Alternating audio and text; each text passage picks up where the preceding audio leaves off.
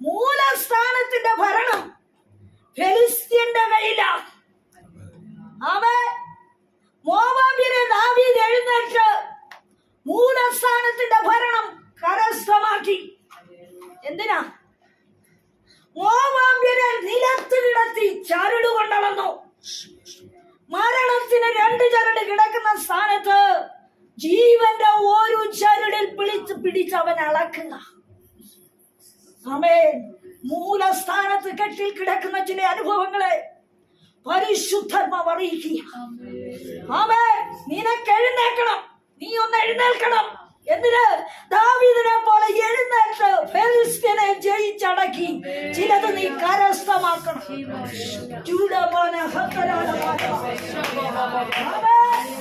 ചിലത് നിനക്ക് ജയിച്ചടക്കുവാനുണ്ട്. അടക്കിയിട്ടില്ല, കരസ്ഥമാക്കിയിട്ടില്ല, കയ്യിൽ വന്നിട്ടില്ല, അനുഭവിച്ചിട്ടില്ല. ആമേൻ. അതിൽ സ്വസ്ഥത കണ്ടില്ല. സ്വസ്ഥമായ അനുഭവത്തിന്റെ പൂർണ്ണത എത്തിയെടുത്തിട്ടില്ലെന്ന് പരിശുദ്ധാത്മാവ് ആലോചന പറയുന്നു. പകൽക്കാലം പരിശുദ്ധാത്മാവ് ആലോചനയെ വെളിപ്പെടുക. മോവാബ്യരെ നിലത്ത് കിടത്തി ചരട് കൊണ്ടളം.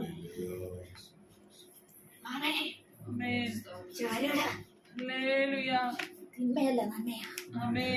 ചരട് സ്നേഹമാ, വിശ്വസ്തതയാ, വിശുദ്ധിയാ, ഐക്യതയാ, സമാധാനമാ, ഒരുമനയോ ചരട് കൊണ്ടളന്നു.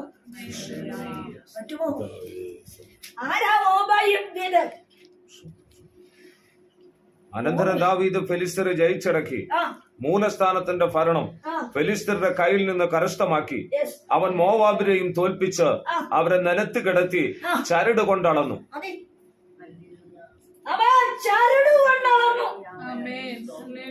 ചരട് കാണിക്കുന്നു,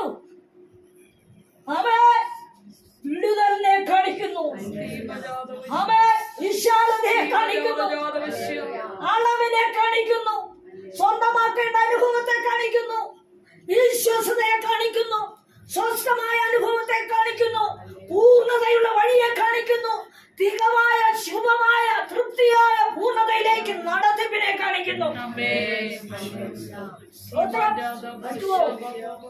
പറ്റുമോ? ഫെലിസ്ത്യൻ മുൻപിൽ നിന്ന് ദാവീദിനോട് വെല്ലുന്നുണ്ട്. പക്ഷേ വരുന്ന വഴിക്ക് തോട്ടിലൊന്നും ഇറങ്ങിയില്ല.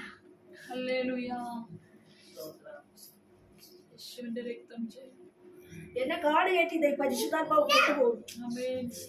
സ്തോത്രം. ഒരു വചനത്തിലും എന്നെ ഉറപ്പിക്കുന്നില്ല. ഇതൊക്കെ ദൈവത്തിന് ചെയ്തെടുക്കാനും ഉരിമയെടുക്കാനും ദൈവത്തിന് തേച്ചെടുക്കാനും വിധേയപ്പെടുത്താനും ഉണ്ട്. ഫെലിസ്ത്യനെ ജയിച്ചടക്കിയ ദാവീദ് രാജസ്ഥാനത്ത് പോയിരുന്നില്ല. പോയോ? പോയില്ല. കാട്ടിലോട്ടാ തിരിച്ചു പോയി. സ്തോത്രം. കാട്ടിൽ നിന്നാവും വന്നത്. യുദ്ധത്തിന്റെ മധ്യത്തിൽ ഇസ്രായേൽ ജനത്തെ വെല്ലുവിളിക്കുന്ന സ്ഥാനത്താണ് ദാവീദ് വന്നത്. ആരും അവിടെ പ്രവേശിപ്പിക്കാൻ തയ്യാറല്ല. പക്ഷേ വരുന്ന വഴി തോട്ടിലിറങ്ങി. എന്താ കൂടെ? സ്തോത്രം. ആത്മനദിയിൽ അങ്ങോട്ടും ഇങ്ങോട്ടും പരിവരുപ്പ് മാറ്റുവാൻ ഒഴുകിക്കൊണ്ടിരുന്ന കല്ല്, കൃപയുടെ കല്ല്, കൃപയുടെ കല്ല്, ദൈവശക്തിയുടെ കല്ല്, ഉന്നത്തിന്റെ കല്ല്, ലക്ഷ്യബോധമുള്ള കല്ല്, കവിണയിൽ ഒതുങ്ങിയിരിക്കുവാൻ പറ്റിയ കല്ല് ഈ തോട്ടിൽ ഒഴുകിയത്. എങ്ങനെയാ? അങ്ങോട്ടും ഇങ്ങോട്ടും ഒഴുകി അതിന്റെ പരിവരുപ്പ് മാറി കവിണയിൽ ഒതുങ്ങിയിരുന്നു.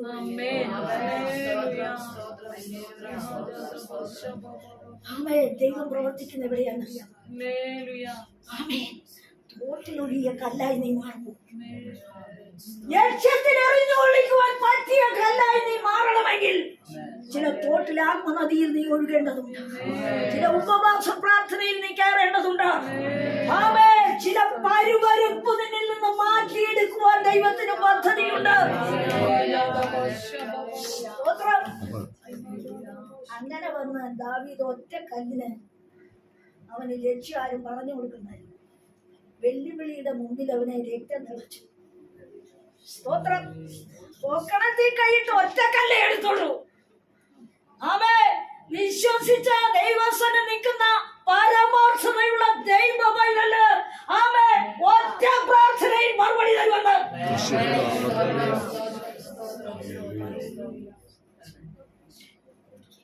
സ്തോത്രം, സ്തോത്രം, സ്തോത്രം.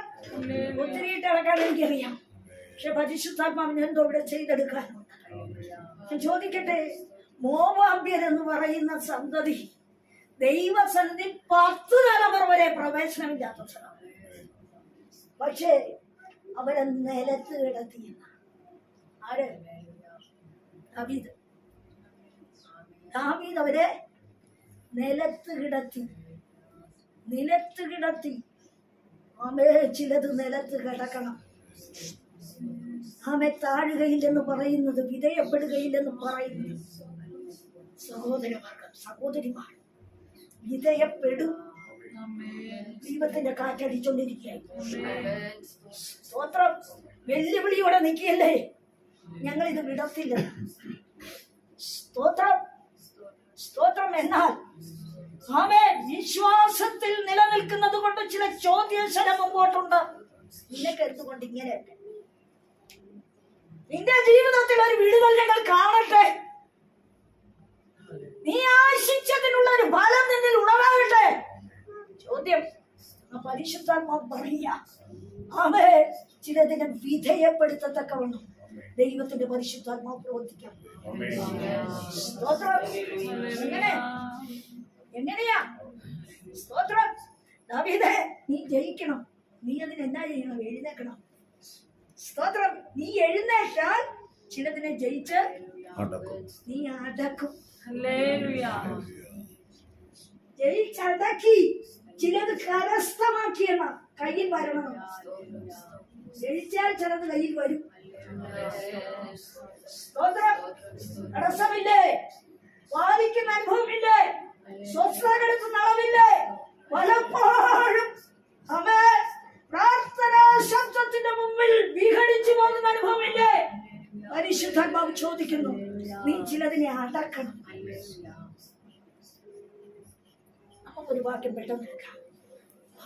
സുവിശേഷം സ്തോത്രം 6-ാം അധ്യായം അതിന്റെ 22-ാം വാക്യം. എല്ലാവരും അവനെ പുകഴ്ത്തി അവന്റെ വായിൽ നിന്ന് പുറപ്പെട്ട ലാവണ്യ വാക്കുകൾ നിമിത്തം ആശ്ചര്യപ്പെട്ടു. ഇവൻ യോസേഫിന്റെ മകനല്ലയോ എന്ന് പറഞ്ഞു. അവൻ അവരോട്, വൈദ്യ, നിന്നെ തന്നെ സൗഖ്യമാക്കുക എന്നുള്ള മതി. അതിന്റെ 29-ാം വാക്യം. 22 വിട്ടുകളല്ല. അവനെ പട്ടണത്തിന് പുറത്താക്കി അവരുടെ പട്ടണം കണ്ടിരുന്ന മലയുടെ വാക്കോളം കൊണ്ടുപോയി തല കീഴായി തള്ളിയിടുവാൻ ഭാവിച്ചു.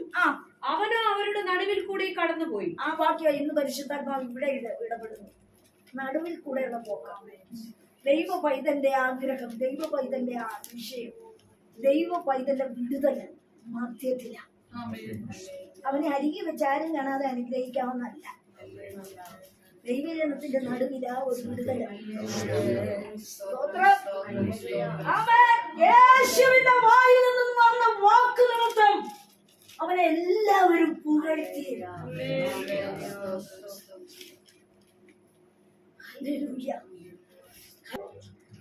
ഞാൻ എപ്പോഴും പറയുന്ന ഒരു കാര്യമുണ്ട്. പുതുതായി വന്നിട്ടുള്ള ആത്മാക്കളോട് ഞാൻ പറയുന്നു, ഈ ശരീര മണ്ഡലത്തിൽ 3 വിഷയം കിടപ്പുണ്ട്. 1 ആത്മാവ്, 2 ദേഹി, 3 ശരീരം.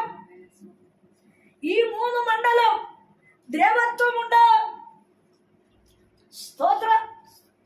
മലിനത പറ്റുന്ന ശരീരമാണ്. ഇത് അദ്രവത്വത്തെ പ്രാപിക്കണം. ഈ മണ്ണായത് വിൺമയമായത് പ്രാപിക്കണം. ഈ പ്രാകൃതമായത് തേജസ്സുള്ളതായി തീരണം. ഇവിടെ നിൽക്കുമ്പോൾ നീ ജീവിതത്തിൽ ദൈവത്തിന്റെ വചനത്തെ അനുസരിച്ച് അതിനെ ഏൽപ്പിച്ചു കൊടുക്കാതെ ശരീരത്തെ ആടയാഭരണങ്ങളും അലങ്കാരം കൊണ്ട് ലോകജാതിയുടെ ഇമ്പത്തിന്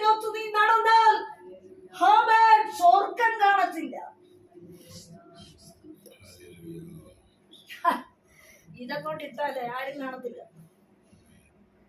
കുരയ്ക്കണ്ടെന്ന് പറയും. ഇതിട്ടാല് കുരയ്ക്കണ്ടെന്ന്. കാരണം എന്നാ, ലോകത്തിന്റെ ഇമ്പത്തിൽ കുളയ്ക്കുന്ന അതാണ് ഇഷ്ടം. വിശാലിന് ഇഷ്ടം അതാ.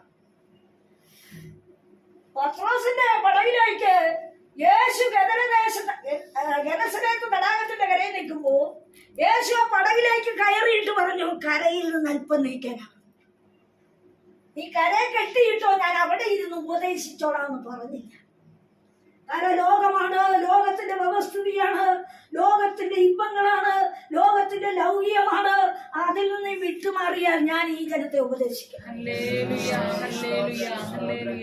നോക്കണം, തിക്കാതിരിക്കുന്ന ശീമോനിലേക്ക് യേശുവിന്റെ ശ്രദ്ധ കയറുന്നത് അനുസരിക്കുന്ന ഒരു വ്യക്തിയായതുകൊണ്ട്. ആഴമായ കഷ്ടം അനുഭവിച്ച് പ്രയത്നിച്ച് ഉറക്കവിളച്ച് കഠിന വേല ചെയ്ത് കടന്നു വരുന്ന ആമേൻ ഈ ഭക്തൻ വല കഴുകുക. സ്തോത്രം. അനേകരവിടെ മീൻ പിടിക്കാർ വല കഴുകുന്നുണ്ടെന്ന. പക്ഷേ യേശുവിന് വേറെ പടക്. അവിടെ ജനം തിക്കിക്കൊണ്ടിരിക്കുക ദൈവവചനം കേൾക്കാമെന്ന് ലൂക്കോസ് 5 പഠിപ്പിക്കുന്നത്. പക്ഷേ യേശു ആ പടകിൽ ഒന്നും കേറിയില്ല. യേശു കയറിയ പടക് ശീമോന്റെ പടക്. കാരണമെന്ത്? സ്തോത്രം. ഇവൻ മീൻ പിടിക്കാൻ പോയി. നമുക്കറിയാം, പുറംകടലിലൊക്കെ മീനിന് പോയാല് 2-3 ദിവസം അവിടെ താമസിച്ച് കടലിൽ കിടന്നിട്ടാണ് അത് പോയിരുന്നത്. ഇടന്നവര് പോരത്തില്ല. ഭക്ഷണമൊക്കെ ഉണ്ടാക്കിക്കൊണ്ടൊക്കെ പോകുന്നു. എന്നാല് ഒറ്റ വലിയ മീനായിരിക്കും അവരുടെ ലക്ഷ്യം. അതുകൊണ്ട് ഒരു ദിവസം അവർക്ക് കഴിയാം. അങ്ങനെ ലക്ഷ്യം വെച്ച് പോകുന്നവരുടെ മുൻപില് സ്തോത്രം ഒരു പ്രാവശ്യം ശീമോൻ ഒന്നും കിട്ടിയില്ല. ആഴത്തിൽ നീക്കി മീനൊക്കെ പിടിക്കാനായിട്ട് വല ഇറക്കിയതൊക്കെ കറക്റ്റാ. പക്ഷെ താൻ പുറക്കടലിൽ ഒന്നും കിട്ടാതായപ്പോൾ ഒരു ചിന്തയുണ്ട്. യേശുവിനെ കുറിച്ച് കേട്ടിട്ടുണ്ടല്ലോ, ഇന്ന് ഞാൻ കരയിൽ ചെല്ലുമ്പോൾ യേശു ഉണ്ടെങ്കിൽ അവൻ പറയുന്നത് ഞാൻ അനുസരിക്കും, അവൻ പറയുന്നത് ഞാൻ വിശ്വസിക്കും, അവന് വേണ്ടി ഞാൻ എൻ്റെ ഹൃദയം കൊടുക്കും, അവൻ പറഞ്ഞത് അനുസരിച്ച് വിധേയപ്പെടും, അവന്റെ വചനം ഉവ്വെന്ന് ഞാൻ ഏറ്റെടുക്കും. ഒരു തീരുമാനത്തോടെ ആ കരയിലേക്ക് എടുക്കും. അതുകൊണ്ടാണ് ഉള്ളിൽ പ്രാർത്ഥനയിൽ ഞരക്കവുമുണ്ടോ ദൈവപ്രവൃത്തി അടുത്തുണ്ട്. ഒത്തിരി പടക് അവിടെ ഉണ്ട്. പക്ഷെ കരയെ വന്നേച്ച് പടക് പടക് നന്നാക്കുന്ന ജോലിയിലല്ല, വല നന്നാക്കുന്ന ജോലിയില്ല എന്ന് പറഞ്ഞാൽ അതിനർത്ഥമുണ്ട്. എന്തുകൊണ്ട് എന്റെ വലയിൽ മീൻ കയറിയില്ല? എന്തുകൊണ്ട് ഞാൻ ആശിച്ച വിഷയത്തിന് മറുപടിയില്ല? എന്തുകൊണ്ട് ഇനി ഞാൻ മുമ്പോട്ട് പോകും? എങ്ങനെ ഞാൻ ജീവിക്കും? എങ്ങനെ കുഞ്ഞുങ്ങളെ പോറ്റും? എന്റെ കുടുംബത്തിൽ ഞാൻ വെറുകയോടെ എങ്ങനെ ചെല്ലും? കർത്താവേ, നിന്നെ കുറിച്ച് ഞാൻ കേട്ടിരിക്കുന്നു, പക്ഷെ നീ എനിക്കൊരു അത്ഭുതം ചെയ്യണമേ, ഒരടയാളം ചെയ്യണമേ. നീ പറയുന്നത് ഞാൻ വിശ്വസിക്കാം. സ്തോത്രം. വല കഴുകുമെങ്കിലും തീരുമാനവും ഉള്ളില്. ആ ഉള്ളറിഞ്ഞ കർത്താവ് സ്തോത്രം. ദൈവത്തിന്റെ ജനമേ, കർത്താവിന് നിന്നിൽ പ്രവർത്തിച്ചെടുക്കാനുണ്ട്. പക്ഷേ ചില ആഴങ്ങൾ കർത്താവ് നിങ്ങൾക്കൂടെ അറിയും. സ്തോത്രം. 22-ാം വാക്യത്തിൽ നമ്മൾ വായിച്ചു, കർത്താവിനെ ലാവണ്യ വാക്ക് മൂലം അവരെ എല്ലാവരും ഒന്ന് പുകഴ്ത്തി. ആ പുകഴ്ത്താൻ പറ്റിയ വാക്കെന്തൊക്കെയായിരുന്നു? ദരിദ്രന്മാരോട് സുവിശേഷം, വൃദ്ധന്മാർക്ക് വിടുതല്, കുരുടന്മാർക്ക് കാഴ്ച, പ്രസംഗിക്കാൻ പ്രസാദവർഷം എന്റെ മേലുള്ള അവന്റെ ആത്മാവ് എന്റെ മേൽ. ആ മതിയല്ലോ, ആത്മാവ് വന്നല്ലോ. സ്തോത്രം. പക്ഷെ നല്ല കാര്യം പറഞ്ഞപ്പോ അവനെ കൈയടിക്കാൻ ആളുണ്ട്. സ്തോത്രം. പക്ഷേ അമ്മേ ഒന്നോർത്ത് നോക്ക്, ഹല്ലേലൂയ, ലാവണ്യ വാക്ക് നിമിത്തം അവനെ പുകഴ്ത്തിയവർ 29-ാം വാക്യത്തിൽ വരുമ്പോ അവനെ തള്ളിയിടുവാൻ പാപിച്ചു. സ്തോത്രം. ഞാൻ ചോദിക്കട്ടെ, മല പണിതിരുന്നത് മല വളരെ ഉയരത്തില, പള്ളി പണിതിരുന്ന മലയുടെ വക്കിൽ കൊണ്ടുപോയി.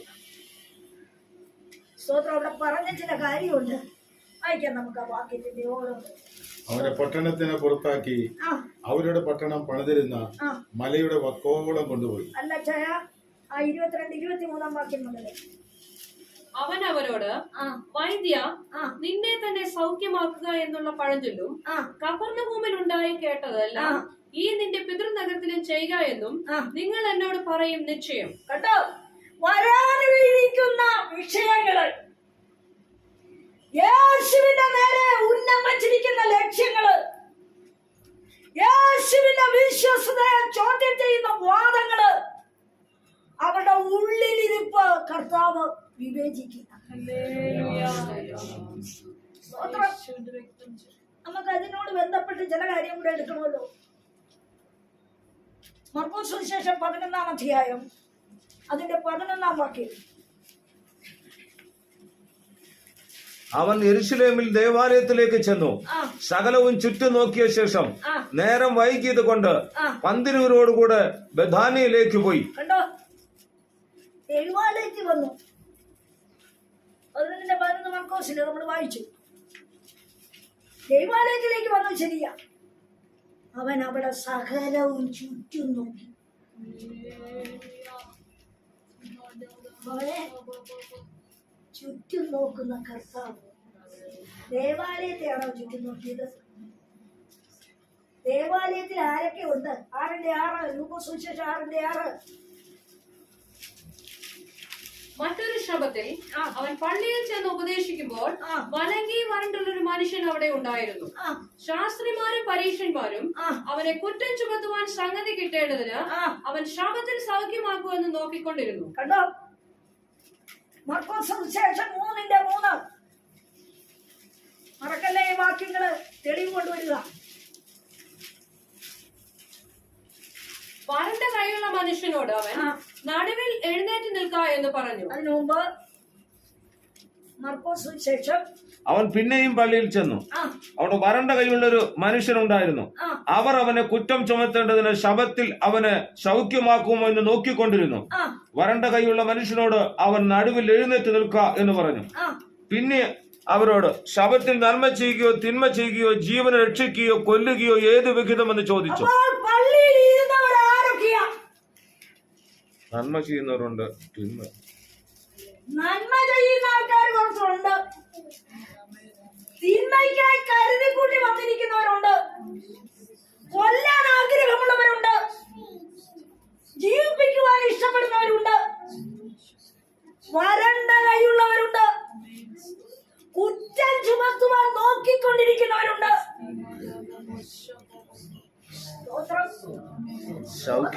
സൗഖ്യമാക്കുമെന്ന് നോക്കുന്നവരുണ്ട്. ഏതെല്ലാം ഐറ്റത്തിൽ ഇരിക്കുന്ന പള്ളി വരുന്നത്? ഞങ്ങൾക്ക് പള്ളിയുണ്ട്, ഞങ്ങൾക്ക് ഒരു കുഴപ്പമില്ലെന്ന് പറയുന്നവരുണ്ട്. പക്ഷെ ഈ 2 സുവിശേഷത്തിലും മാറി മാറി പറഞ്ഞിട്ടുണ്ട് കർത്താവ് പള്ളി വന്നതാണ്. 11:11 നമ്മൾ പഠിച്ചു, യേശു ദേവാലയത്തിലേക്ക് വന്നു, സകലവും ചുറ്റും നോക്കി.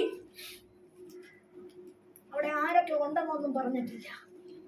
നേരം വൈകിയത് കൊണ്ട് 12 കൂടി അവൻ ബഥാനിയിലേക്ക് പോയി. എന്താണ് അതിന്റെ അർത്ഥം? അവൻ അവിടെ ഒന്നും പ്രവർത്തിച്ചില്ലെന്നല്ലേ, ദൈവാലയത്തിലേക്ക് വന്നത്. സകലവും ചുറ്റും നോക്കിയതാണ്. എന്നാൽ ലൂക്കോസ് സുവിശേഷത്തിൽ അവൻ ആ ഖണ്ഡികയുടെ അവസാനം പറയുന്നുണ്ട്, യേശുവിടെ സൗഖ്യപ്പെടുത്തപ്പോൾ അവർ ഭ്രാന്ത് നിറഞ്ഞവരായി അവനെ കൊല്ലുവാൻ, ഒടുക്കുവാൻ, തകർത്ത് കളയുവാൻ ഓടിക്കൂടിയത്. അപ്പൊ പള്ളിയിലുള്ളവർ എങ്ങനെയുള്ളവരാ? കൊല്ലാൻ ഇഷ്ടമുള്ളവരുണ്ട് കേട്ടോ. ചുറ്റുപോന്നോ സ്തോത്രം. എത്രയും വേഗം പൂർണ്ണതയ്ക്ക് ഇറങ്ങി തിരിച്ചോണം. സ്തോത്രം. ഞാൻ എപ്പോഴും പറയുന്ന ഒരു എക്സാമ്പിൾ ഉണ്ട്. ചായ കുടിക്കും, കാപ്പി കുടിക്കും, മിക്സ് ചെയ്ത് കുടിക്കുവോ? ഇല്ല. കാരണം എന്നാ? ഛർദിക്കും. കഞ്ഞിവെള്ളം കുടിക്കും, പാല് കുടിക്കും, രണ്ടും കൂടെ മിക്സ് ചെയ്ത് കുടിക്കുവോ? നിങ്ങൾ എന്തെങ്കിലും ഒന്ന് പറ. എന്താ കാര്യം? എന്താ എന്ന് പറഞ്ഞാൽ എല്ലാ അശുദ്ധിയിലും പോയി മുങ്ങുന്നവരും ഉണ്ട്, നല്ലവരും ഉണ്ട്. പള്ളിയിലുള്ളവരുടെ ഗതി ഇതൊക്കെയാണ്. പക്ഷെ അവിടെ ദൈവമല്ല പ്രവർത്തിക്കുന്നത്, അശുദ്ധനാണ്. സ്തോത്രം. ദൈവം പ്രവർത്തിക്കുന്നത് ഞാൻ വിശുദ്ധനായിരിക്കുന്ന പോലെ നിങ്ങൾ വിശുദ്ധരായിരിക്കും. ഞാൻ നിങ്ങളുടെ നടുവിൽ നടക്കും, നിങ്ങൾ എന്റെ ജനം, ഞാൻ നിങ്ങളുടെ ദൈവം. സ്തോത്രം. അശുദ്ധിയും വിശുദ്ധിയും ഇവിടെ കൂട്ടായ്മയില്ല. എല്ലാം പഠിക്കുമ്പോ എന്തെല്ലാം ചെയ്യാവോ, കൽപ്പന ഏതൊക്കെ വിധത്തിൽ നിരസിക്കാവോ. ഇപ്പൊ നോയിപ്പ് തുടങ്ങിയിട്ടുണ്ട്. സ്തോത്രം. ഇനി ചെയ്യാൻ പോണ എന്തൊക്കെയായിരിക്കും. വെള്ളിയാഴ്ച മുതൽ കുടി തുടങ്ങും. വെള്ളി പോകും, ഞായറാഴ്ച രാവിലെ. വെള്ളിയാഴ്ച കുമ്പിടാനും പോകും. കാലൊക്കെ പൊട്ടിയൊക്കെ വരും. ഫലം എന്നാ ഇങ്ങനെയുള്ളത് പള്ളിയിൽ കയറിയിരിക്കുക. പക്ഷെ യേശു ചുറ്റും നോക്കി. ആമേൻ. അവൻ എവിടെയാ ചുറ്റും നോക്കിയത്? പള്ളിയിലെ ചുറ്റുമാണോ? പള്ളി പരിസരമാണോ? അല്ല. നിന്റെ ഹൃദയത്തിന്റെ ചുറ്റിലും, നിന്റെ ഭവനത്തിന്റെ ചുറ്റിലും, നിന്റെ തലമുറയുടെ ചുറ്റിലും, നിന്റെ വിഷയങ്ങളുടെ ചുറ്റിലും, നിന്റെ അവസ്ഥയ്ക്ക് ചുറ്റിലും, നിന്റെ ആഗ്രഹത്തിന്റെ ചുറ്റിലും, നിന്റെ ഗതികേടിന്റെ ചുറ്റിലും, നിന്റെ മുൻപിൽ വീഴുന്ന ചോദ്യത്തിന്റെ ചുറ്റിലും ദൈവം നോക്കിക്കൊണ്ടിരിക്കുക.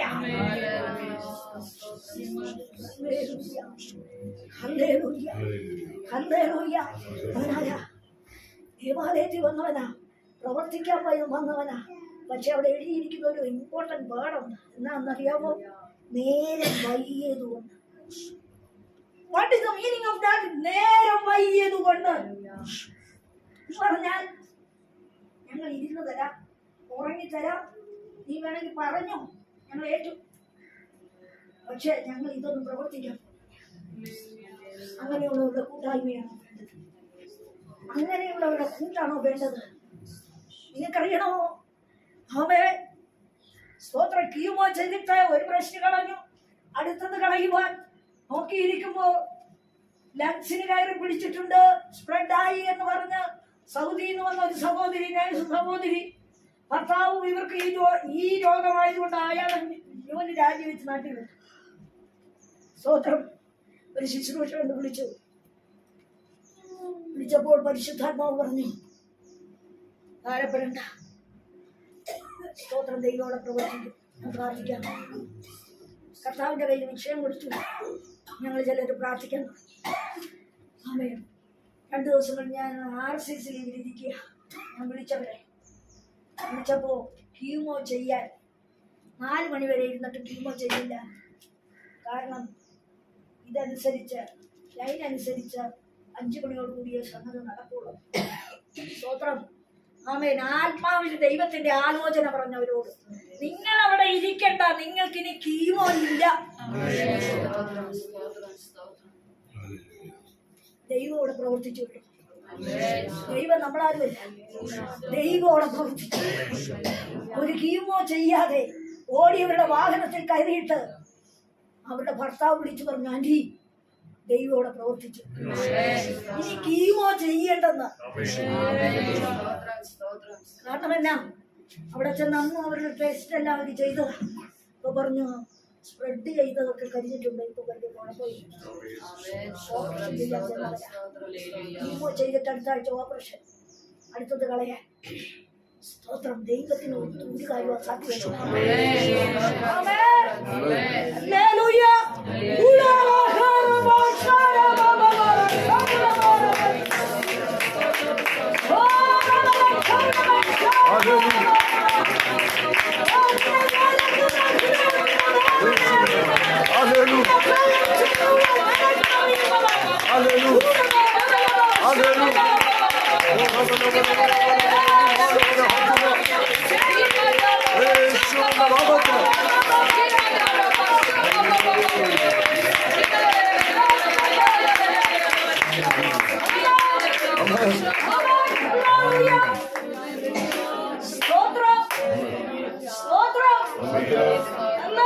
നിന്റെ ചുറ്റും നോക്കുമ്പോ നിന്റെ ഹൃദയത്തിന്റെ വീഞ്ഞത വേദന ആരും അറിയാത്ത ശ്വാസം സ്വർഗത്തിൽ ചെല്ലും.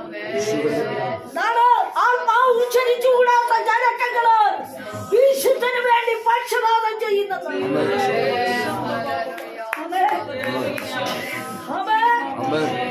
എന്നോട് ആ സഹോദരി പറഞ്ഞ കാര്യമുണ്ട്.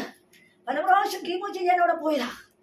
പക്ഷേ കീമോ ചെയ്ത് കഴിഞ്ഞാൽ 3 ആഴ്ച അനങ്ങാൻ മേല. ബോഡി മുഴുവൻ വീക്ക, വേദനയാ, ചൂടാ, ഒരു കാര്യത്തിന് ശ്രദ്ധിക്കാൻ പറ്റത്തില്ല, നീക്കല. ആന്റി ഇതൊരു വലിയ പ്രയാസമാണ്. പോകണ്ടെന്ന് ഞാൻ അന്ന് പറഞ്ഞില്ല. അമ്മയെ 2 ദിവസം കഴിഞ്ഞ ഒരു കീമോയ്ക്കുള്ള ഡേറ്റ് അടുത്തപ്പോൾ അവർ ചെന്നതാ. പക്ഷെ അവിടെ ആ വേദന വെച്ച് പ്രാർത്ഥിക്കാനായി സഹിക്ക വയ്യാത്ത ആമേ ഇവിടെ ബോഡി മുഴുവൻ വീക്കായി പോകുന്നു. അല്ലെങ്കിൽ എത്ര എത്ര അനുഭവങ്ങൾ ദൈവാത്മാവിന് പറയാനുണ്ട്. ആമേ നിന്റെ മുൻപിൽ ദൂതൻ നിൽക്കുമ്പോൾ നീ വിഘടിക്കരുതെന്നാ. ചുറ്റും അവൻ നോക്കും, നിന്റെ ആശയങ്ങൾക്ക് ചുറ്റും, നിന്റെ ആഗ്രഹങ്ങൾക്ക് ചുറ്റും. ആമേ നീ നേരം വൈകിപ്പിക്കുവാനിരിക്കുന്ന കൂട്ടായ്മക്കാരിയാണോ?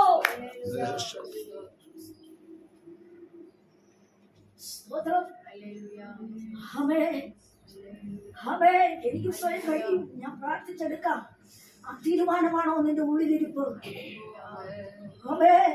അനുഭവത്തെ പൂർത്തീകരിക്കുവാൻ, ഒരു പൂർണ്ണമായ വിടുതലിന്റെ ആശയത്തിലേക്ക് നിനക്ക് നടന്നെടുക്കുവാൻ ചില പരാജയങ്ങൾ നീ കണ്ടുകൊണ്ടേ ഇരിക്കുന്നത്. ചില അധോഗതിയുടെ അനുഭവത്തിൽ നിന്നെ വട്ടം കറക്കിക്കൊണ്ടിരിക്കുക ശത്രു. എന്നാൽ പരിശുദ്ധാത്മാവ് ഇന്ന് പകൽക്കാലം പറയുന്നു, തീരുമാനത്തോടെ നീ എടുക്ക്. കോവിഡ് കരത്തിന്റെ വല്ലഭത്വം നീ അനുഭവിക്ക്. തടഞ്ഞു വെച്ചത് തരുവാൻ അവൻ കൽപ്പിച്ചുകൊണ്ട് കോവിഡ് കരത്തിന്റെ വല്ലഭത്വം ഈ ആണ്ടുകൊണ്ട് നീ അറിയുമെന്ന് പരിശുദ്ധാത്മാവാണ്.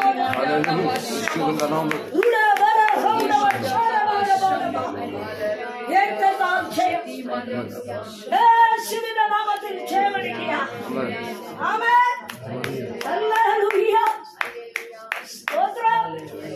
ദേവാലയത്തിൽ ചുറ്റും നോക്കി നേരം വയ്യതുകൊണ്ട് പന്തിരുവരോടുകൂടി അവൻ ബഥാനിയയിലേക്ക് മടങ്ങിപ്പോയി. ബഥാനിയത്തിനെ കാണിക്കുന്നു. ഒരു മനയുള്ള സഹോദരങ്ങൾ, സൗഖ്യം പ്രാപിച്ച സഹോദരനുള്ള വീട്, വളരെ യേശുവിന് വേണ്ടി ബന്ധപ്പെട്ട് കുഴഞ്ഞ് ജോലി ചെയ്യുന്ന ഒരു സഹോദരി, പാഠപീഠത്തിൽ ഇരുന്ന് പ്രാർത്ഥിക്കുന്ന സഹോദരി, തിരുവചന ശ്രദ്ധയോടെ കേട്ട് അനുസരിക്കുന്ന ഒരു സഹോദരി.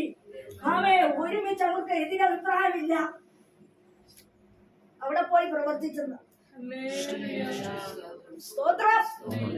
കണ്ടല്ലോ മാർക്കോസ് സുവിശേഷത്തില് 3-ാം അധ്യായത്തില് യേശു കടന്നു വരുമ്പോൾ സ്തോത്രം, നാളുകളായി വാരാഴ്ചയുള്ള ഒരു സഹോദരൻ ഏറ്റവും പുറകിലിരിക്കുക. ഇങ്ങനെയാണ് നമ്മുടെ നാട്ടിൽ, നമ്മുടെ ദേശത്ത് ശൂന്യതയുണ്ടെങ്കിൽ ആളെ വലിയ വിനോദം കൊടുക്കത്തില്ല.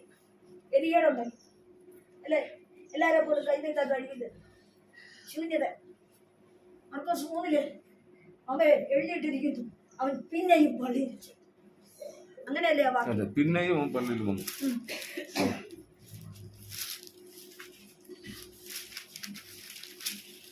അവൻ പിന്നെയും പള്ളിയിൽ ചെന്നു. അവിടെ വരണ്ട കൈയുള്ള ഒരു മനുഷ്യൻ ഉണ്ടായിരുന്നു. അവർ അവനെ കുറ്റം ചുമത്തേണ്ടതിന് ശബത്തിൽ അവനെ സൗഖ്യമാക്കുമോ എന്ന് നോക്കിക്കൊണ്ടിരുന്നു. ഇവനെ സൗഖ്യമാക്കുമോ എന്നുള്ളതാണ് മറ്റുള്ളവരുടെ ചിന്ത. എല്ലാരും അവർക്ക് വിടുതൽ വേണമെന്നല്ല. ഈ കുറ്റം വിധിക്കുന്ന ചിലർ വന്നാലും ദൈവപ്രവൃത്തി നടക്കത്തില്ല.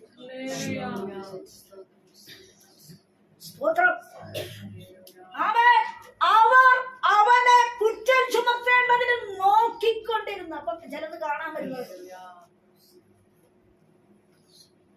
സ്വോത്രം എന്ന് പറഞ്ഞ ആത്മാർത്ഥത ഇല്ലാത്തവർക്ക് ഉണ്ടെന്ന് ഈ കൂട്ടത്തിൽ.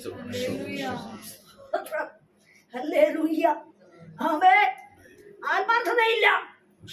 പിന്നെയോ അവനെ സൗഖ്യമാക്കും. ആരെ? വരൾച്ചയുള്ളവനെ, ഗതികേടുള്ളവനെ, ശൂന്യപാത്രത്തെ. അവൻ വിടുതലിനെ ആഗ്രഹിച്ച് ആരും അംഗീകരിക്കാതെ അവനെ ഏറ്റവും പുറകിലായിരിക്കും. അടുക്ക് വരാൻ യോഗ്യതയില്ലല്ലോ. സ്തോത്രം. കർത്താവ് വന്നേച്ച് കുറ്റം ചുമത്തുന്നവരുണ്ട്, അറിയാം. നന്മ ചെയ്യുന്ന തിന്മ ചെയ്യുന്നതിന് തടസ്സക്കാരവിടെ ഉണ്ട്, അറിയാം. കൊല്ലാൻ ആഗ്രഹിക്കുന്നവരും ജീവിപ്പിക്കാൻ ആഗ്രഹിക്കുന്നവരും ഉണ്ട്, സമ്മതിക്കുക. പക്ഷേ യേശു അവരെയല്ല ശ്രദ്ധിച്ചത്. ആ പുറകിലിരിക്കുന്നവനോട് പറഞ്ഞു എഴുന്നേറ്റ്. അപ്പൊ ഇവൻ എവിടെയായിരിക്കും? സ്തോത്രം, സ്തോത്രം, ഹല്ലേലൂയ. ആമേൻ. ചില ദൈവപ്രവൃത്തിക്ക് വേണ്ടി പരിശുദ്ധാത്മാവ് ആമേൻ ഉത്തുംഗമായ ചില അനുഭവത്തിലേക്ക് കൂട്ടിക്കൊണ്ടുപോകാൻ ആഗ്രഹിക്കുക. പലപ്പോഴും ആഗ്രഹിച്ച അളവും അതിന്റെ പൂർണ്ണതയും തികവും ശുഭതയും ശുഭയാത്രയും ചെയ്യുവാൻ സാധ്യമല്ലാത്ത അനുഭവങ്ങള് കുടുംബത്തിൽ വന്ന് കയറിയിട്ടുണ്ട്. ആമേ ചോദ്യം ഇടുന്നവരും താളം ചവിട്ടുന്നവരും ആമേ ഇത്രത്തോളം മതിയെന്ന് ലിമിറ്റ് വെച്ച് ഇവിടം വരെ ഇങ്ങനെ മതിയെന്ന് പറയുന്നവരും കുടുംബത്തിലുണ്ട്. ഇല്ലേ അച്ഛൻ? സ്തോത്രം. ഇത്രത്തോളം മതി, ഇത്രത്തോളം മതി, ഇങ്ങനെ മതി, ഇവിടം വരെ മതി എന്ന് പറഞ്ഞ പാട്ടും പ്രാർത്ഥനയൊക്കെ ഇത്ര മതി. ഒരുപാട് പാടുന്ന അങ്ങനെയാ ചിലര്. അത് പാരമ്പര്യം അങ്ങോട്ട് വന്നു കയറുമ്പോ ഒത്തിരി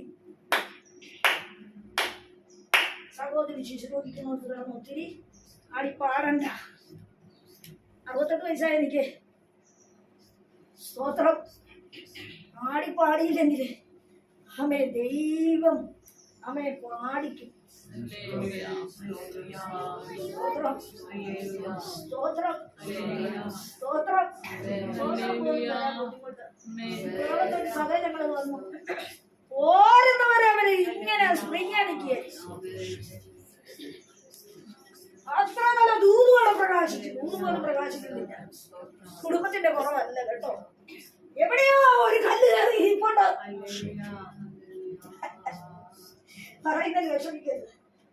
എവിടെയോ ഒരു കല്ല്. അമ്മേ ചില തടസ്സം നിന്റെ ജീവിതത്തിൽ ഇല്ലേ?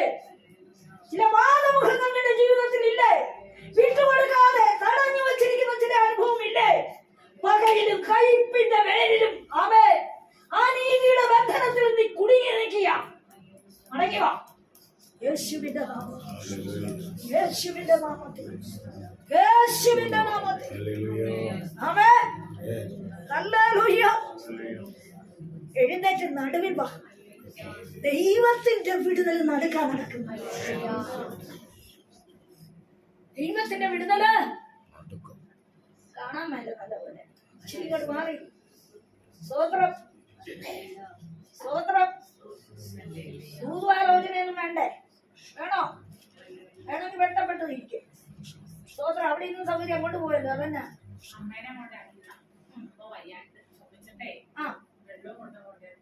സ്തോത്രം. ഇരിക്കെ പഴയ സ്ഥലത്ത് തന്നെ ഇരിക്കെ. സ്തോത്രം. ചിലത് ദൈവത്തിന് പറയാനുണ്ടെന്ന്. ദൈവത്തിന്റെ ആത്മാവിനടുത്ത് പറയുന്നുണ്ട്. 5:22 ഇരമ്യാ പ്രവചനം 5:22. സ്തോത്രം. വായിച്ചേ, വായിച്ചേ. ഹല്ലേലൂയ. വായിച്ചേ, വായിച്ചേ. 5:22 ഇരമ്യാവ്. നിങ്ങൾ എന്നെ ഭയപ്പെടുകയില്ലയോ, എന്റെ സന്നിധിയിൽ വിറക്കുകയില്ലയോ എന്ന് യഹോവയുടെ അരുളപ്പാട്. ഞാൻ കടലിന് കവിഞ്ഞുകൂടാതെ വണ്ണം നിത്യപ്രമാണമായി മണൽ അത് അതിരാക്കി വെച്ചിരിക്കുന്നു. കണ്ടോ? കടലിന്റെ കരയിൽ ചെന്ന് നോക്കണം. കടൽ ഇങ്ങനെ നമ്മളേലും പൊങ്ങിയാ നിൽക്കുന്നതിന്റെ ഉൾഭാഗം അല്ലേ? ആമേ. കർത്താവ് പറയുക, നിങ്ങൾ എന്നെ ഭയപ്പെടുകയില്ലയോ, നിങ്ങൾ എന്റെ സന്നിധിയിൽ വിറയ്ക്കയില്ലയോ. കടലിൽ ഒരു പിടി മണ്ണ് വെച്ചു പറഞ്ഞു, ഇവിടെ നിന്നാ മതി, നീ അടച്ചാ മതി.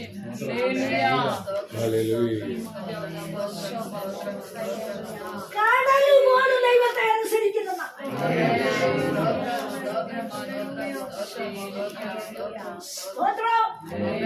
നിങ്ങൾ എന്നെ ഭയപ്പെടുകയില്ലേ, നിങ്ങൾ എന്റെ സന്നിധിയിൽ വിറയ്ക്കയില്ലേ. ഇങ്ങോട്ട് കയറിപ്പോരും കടല്. പക്ഷെ ദൈവം പറയുക, ഞാൻ അതിനൊരു പ്രമാണം വെച്ചിട്ടുണ്ട്. അവേ പ്രമാണം കേൾക്കുന്നു. പ്രമാണം, പ്രമാണം. സ്തോത്രം. ചില പ്രമാണങ്ങൾ ദൈവത്തിന് ചെയ്യാനുണ്ടെന്ന്.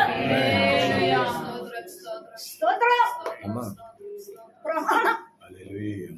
ദൈവത്തിന്റെ പ്രമാണം എന്നത് അവന്റെ നിയമമാ. ഉള്ളിൽ നിൽക്കുന്ന ദൈവം ആമേൻ. കടലിന് ദൈവം പ്രമാണം വച്ചിരിക്കാൻ നിനക്ക് ഇവിടം വരെ വരാം, ഇങ്ങോട്ട് കടക്കരുത്. ആമേൻ. ചില സ്ഥാനത്ത് പ്രമാണത്തിന്റെ ഉള്ളിൽ നിൽക്കുന്നത് കൊണ്ട് അടിച്ചിടുവാൻ, തകർത്ത് കളയുവാൻ, അവയെ ഒതുക്കിക്കളയുവാൻ, രോഗിയാക്കി കിടത്തിക്കളയുവാൻ, മാറ്റി മാറ്റുവാൻ, ഭൂതലത്തിൽ നിന്ന് പറിച്ചു നീക്കുവാൻ പോരാടിയ ശത്രുവിന്റെ നടുവിൽ നിർത്തിയിരിക്കുക. എന്തിനാ എന്തിനാ എന്തിനാ നിർത്തിയത്? എന്തിനാ നിർത്തി? നീ ഫലമുണ്ടെന്ന്. നീ ഫലം കായ്ക്കണം. നീയും ഫലം കായ്ക്കണം. സ്തോത്രം. ഇനിയും ഫലം കായ്ക്കണം. സ്തോത്രം. സ്തോത്രം. പ്രമാണത്തിന്റെ ഉള്ളിൽ നിൽക്കുന്ന ഒരു ദൈവ പൈതലോട് ദൈവം പറയാൻ നിനക്ക് ഇവിടം വരെ. പ്രമാണം വിട്ടു. പ്രമാണത്തിന്റെ ഉള്ളിൽ നിൽക്കുന്ന ദൈവ പൈതലിന് ദൈവത്തെ ഭയമുണ്ടാകും. കാരണം അവന്റെ വാക്ക് വിശ്വസ്തയാണ്. അവന്റെ വാക്കിന് മാറ്റമില്ല. അവന്റെ വാക്ക് മാറത്തില്ല. അവന്റെ വാക്ക് അത് നടക്കും നിശ്ചയമാണ്. അതൊരു നാളും മാറത്തില്ല. നടച്ചിട്ടിരുന്ന അനുഭവത്തിൽ നീ ആയ ദിവസങ്ങളുണ്ട്, മാസങ്ങളുണ്ട്, വർഷങ്ങളുണ്ട്. അവേ ശൂന്യതയിൽ നട്ടം തിരിഞ്ഞ എങ്ങനെ മുമ്പോട്ടെന്ന് നിന്റെ ഉള്ളറ ചോദിച്ച സ്ഥാനത്ത് അടിമപ്പെടുത്തുവാനും അധോഗതിയിലാക്കുവാനും ആമേൻ പല സ്ഥാനത്ത് നിന്ന് നിന്നെയും പരിഹാസവും സ്തംഭനവും ശാപവും ശൂന്യപാത്രവുമായി നിന്നെ ഒതുക്കിക്കളയുവാൻ പോരാടിയ ശത്രുക്കളുടെ നടുവില് യഹോവനെ നിർത്തിയിരിക്കുന്നത് മറന്നുകളയാ.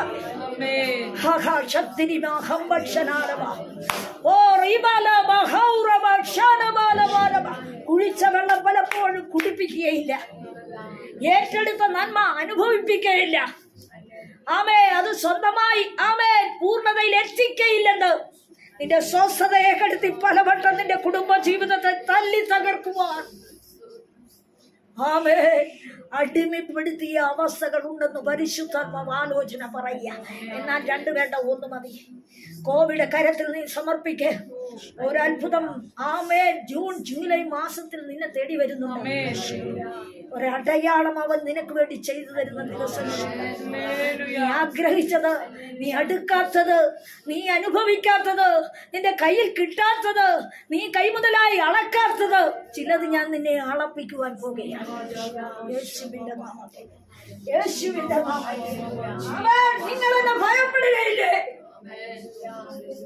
നിങ്ങൾ എന്റെ സന്നദ്ധിയിൽ വിറയ്ക്കയില്ലേ? ആമേൻ. ഇന്ന് പകലിൽ ഉൾത്തളം ഒരു വിറയലുണ്ടാകട്ടെ. വൈദ്യ നിന്നെ തന്നെ സൗഖ്യമാക്ക്. കർത്താവിനോടായി പറയുന്നത്. അതെപ്പോഴാ വന്നത്? വൈദ്യ നിന്നെ തന്നെ സൗഖ്യമാക്കാൻ എപ്പോഴാ വന്നത്? എപ്പോഴാ അത് പറയുന്നത്? എവിടെ വെച്ചാ അത് പറയുന്നത്? എവിടെ വെച്ചാ?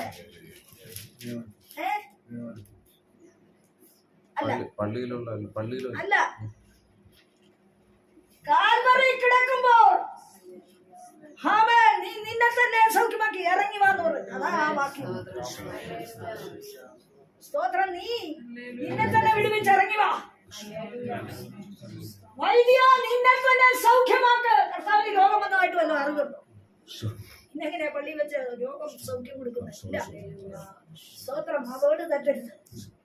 സ്തോത്രം. ആമേൻ. നിന്നെ തന്നെ സൗഖ്യമാക്ക് എന്ന് പറഞ്ഞ ഇരിക്കുന്ന ജനത്തിന്റെ ഉള്ളിലേക്ക് വാചനം ഇടിച്ചു കയറും. പള്ളിയിലുള്ളവർ നോക്കിക്കൊണ്ടിരിക്കുക. സ്തോത്രം. അവരുടെ ഉള്ളിൽ വചനം കേൾക്കുക. ആമേൻ.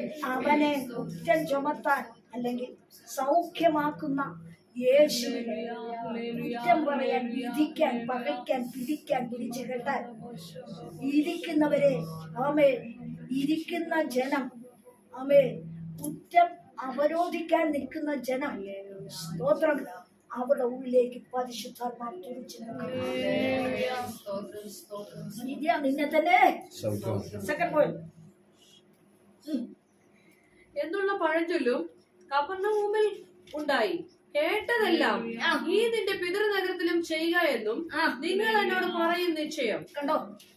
ചില കാര്യം നിങ്ങൾ എന്നെ കുറിച്ച് പറയും. നിശ്ചയമാണ്, ഉറപ്പാ. ഞാൻ അറിയുന്നു, ആദ്യം അറിയുന്നവൻ, ആരംഭത്തിൽ അവസാനം കണ്ടവൻ പറയാ. ഞാൻ നിങ്ങളെ അറിയുന്നു. നിങ്ങൾ എന്നെ ഇപ്പൊ പുകഴ്ചയില്ലേ, പക്ഷെ നിങ്ങളുടെ ഉള്ളിലിരിപ്പ് ഇതാണ്. സ്തോത്രം. അടുത്ത പോയിന്റ്. ഒരു പ്രവാചകനും തന്റെ പിതൃനഗരത്തിൽ സമ്മതനല്ല എന്ന് ഞാൻ സത്യമായിട്ടും നിങ്ങളോട് പറയുന്നു. ഉള്ളു കയറ്റിക്കൊടുത്ത് ആണി അടിച്ചു കയറ്റിക്കൊടുത്തു. എടാ, ഞാൻ ആദിയിൽ വരുന്ന കാര്യം, ആരംഭത്തിൽ ചെയ്യുവാനിരിക്കുന്ന കാര്യം, സത്യമുള്ള കാര്യം വെളിപ്പെടുത്തുന്ന നടക്കുമെന്ന് നിനക്കൊക്കെ ഓർമ്മയുണ്ട്. പക്ഷെ നീയൊക്കെ എന്നെ കുറ്റം പറയും. സ്തോത്രം, സ്തോത്രം, സ്തോത്രം. കർത്താവ് ഒരാണി കൂടെ അടിച്ചു കയറ്റിക്കൊടുത്തു. സ്തോത്രം. അടുത്തത്. ഏലിയാവിന്റെ കാലത്ത് ആകാശം 3 ആണ്ടും 6 മാസവും അടഞ്ഞിട്ട് ദേശത്തെങ്ങ് മഹാക്ഷാമം ഉണ്ടായപ്പോൾ ഇസ്രായേലിൽ പല വിധവമാർ ഉണ്ടായിരുന്നു എന്ന് ഞാൻ യഥാർത്ഥമായി നിങ്ങളോട് പറയുന്നു. കണ്ടോ, ഏലിയാവിനോടെ കൊണ്ടുവന്നു. ഏലിയാവേ, നീ ആരാ? ആരാ ഏലിയാവ്? ആരാ ഏലിയാവ്? അവിടെയാ പോയിട്ട് അല്ലേ? അല്ലേ? തിസ്ബിയനായ ഏലിയാവ്, ഗിലെയാദിൽ നിന്ന് തിസ്ബിയനായ ഏലിയാവ് അല്ലേ? ഹോശേയ 6 കിടപ്പുണ്ട് അല്ലേ? ആ വാക്യം എന്നിട്ട് ഹോശേയ 6 മുതലുള്ള വാക്യം, 6:8 മുതലുള്ള വാക്യം. ഗിലെയാദ് അകൃത്യം പ്രവർത്തിക്കുന്നവരുടെ പട്ടണം, അത് രക്തം കൊണ്ട് മലിനമായിരിക്കുന്നു. പതിയിരിക്കുന്ന കവർച്ചക്കാരെ പോലെ ഒരു കൂട്ടം പുരോഹിതന്മാർ ശേഖേമിലേക്കുള്ള വഴിയിൽ കൊല ചെയ്യുന്നു. അതെ, അവർ ദുഷ്കർമ്മം ചെയ്യുന്നു. ഇസ്രായേൽ ഗൃഹത്തിൽ ഞാനൊരു ഭയങ്കര കാര്യം കണ്ടിരിക്കുന്നു. അവിടെ എഫ്രൈം പരിശ്രമം ചെയ്തു, ഇസ്രായേൽ മലിനവുമായിരിക്കുന്നു. യഹൂദായെ, ഞാൻ എന്റെ ജനത്തിന്റെ സ്ഥിതി മാറ്റുമ്പോൾ നിനക്കും ഒരു കൊയ്ത്ത് വെച്ചു.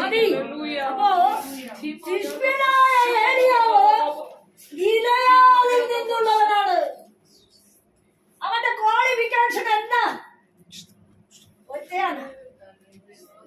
പുരോഹിതന്മാർ പോലും ആ ദേശത്ത് കുല ചെയ്യുക, ഭക്ഷണത്തെ പ്രവർത്തിക്കുക, മലിനപ്പെട്ടിരിക്കുകയാണ്, വക്രത കാണിക്കുക, ദുഷ്കർമ്മത്തിലാണ്. ഇവിടെ കൂടും കൂട്ടായ്മ ഇല്ല. അവൻ തിഷ്കനാ. ഏലിയാവ് ഒറ്റയ്ക്ക് ആ പട്ടണത്തിലുള്ളൂ, ഭക്തനാണ്. തെളിവല്ല, ഏലിയാവ് വചനം പരിശോധിക്കുന്നു. തെളിവ് അഹാബിന്റെ മുമ്പിൽ ചുമ്മാതൊന്നും വന്നതല്ല ഏലിയാവ്. ഏലിയാവിനെ കാണുന്ന 17-ാം അധ്യായത്തിലെ 1 രാജാക്കന്മാർ 17:1 എടുക്കണ്ട. സ്തോത്രം. ഞാൻ പറഞ്ഞല്ലാതെ ഈ ആണ്ടിൽ മഞ്ഞുമഴയും ഉണ്ടാകില്ല. അവൻ ആകാശം അടച്ചെന്ന ചുമ്മാ ഓടിയൊന്നും അടച്ചതല്ല. ആഹാബ് ശക്തി, ഇസ്രായേലിന്റെ ശക്തി, ബാലിന്റെ ശക്തി, അശ്വരയുടെ ശക്തി, മൂകബിംബങ്ങളെ ആരാധിക്കുന്ന സ്ത്രീ മുഖാന്തരം, രാജ്ഞി മുഖാന്തരം രാജ്യത്തെ ഇസ്രായേൽ ദേശത്ത് മുഴുവൻ വിഗ്രഹം. മഴയ്ക്ക് ഒരു വന്യവുമില്ല, വിളവിഷ്ടം പോലെ. പക്ഷേ ദിനവൃത്താന്ത പുസ്തകത്തിൽ ഒരു കാര്യം എഴുതിയിട്ടിട്ടുണ്ട്. അതാണ് ഞാൻ പറഞ്ഞു, ഏലിയാവ് വചനം അറിയുന്നവനാ. എന്നാ ജനം തെറ്റിപ്പോയാൽ അവേ ഞാൻ ആകാശം അടയ്ക്കും, മഴ നിർത്തും, ഭൂമിയിൽ പിന്നെ വരൾച്ച ഉണ്ടാവും. ഇത് പരിശോധിക്കുന്നവനാ ഏലിയാവ്. ഇലയാതിലാണ് കൂട്ടായ്മയില്ല, കൂട്ടില്ല, ഒരു മീറ്റിംഗ് പോകും. ആരെങ്കിലും പാസ്റ്റർമാരെ കയ്യെ പിടിക്കാന്ന് വെച്ചാൽ അവരും ഇല്ല, അവരും എല്ലാം തെറ്റിക്കിടക്കും. അത് പറഞ്ഞു ഒരു ഒത്തിരി കാര്യം പറയാം. സ്തോത്രം, സ്തോത്രം. ഇപ്പോഴത്തെ ഭാഷമാർ ഒരു കൃപാവനോ ഒന്നുമില്ല. തെറ്റല്ല പറയുന്നേ. അവരെ കൊണ്ട് സാധിക്കണേ പറഞ്ഞു വിട്ടേക്കണേന്ന് പറയും. ഇവിടെ കേൾക്കേണ്ടത് ശരിയാക്കില്ല. സ്തോത്രം. ദൈവം അതിനല്ല നമ്മളെ കണ്ടത്. കൂട്ടുകൂട്ടായ്മയിലെ ഒറ്റയ്ക്ക് മുഴങ്ങാതെ ഇരുന്ന് വചനം പരിശോധിച്ചുകൊണ്ടിരിക്കുന്നവനാ. ആര്? അവൻ വചനത്തിൽ എഴുതിയിട്ടിട്ടുണ്ട്, ഞാൻ പറഞ്ഞല്ല. അവൻ ദേശം അടയ്ക്കാൻ അധികാരം കിട്ടുമെന്ന്. ദൈവ വ്യവസ്ഥ ലംഘിച്ചാൽ ഭക്തൻ എന്ന് പറയാ അവന്റെ വായിൽ ജീവനും മരണവും ഉണ്ട്. ഞാൻ പറഞ്ഞല്ലാതെ മഞ്ഞുമഴ നടന്നോ? എങ്ങനെ നടന്നു? നമ്മൾ പറയും ഓടിച്ചെന്ന് പറഞ്ഞു, ഇല്ലെന്ന്.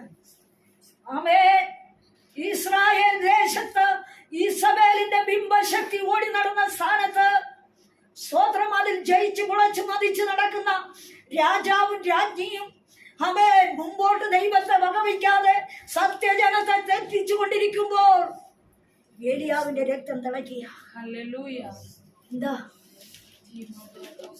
എന്താ ഞാൻ പറഞ്ഞല്ല, അവൻ ഓടിച്ചു.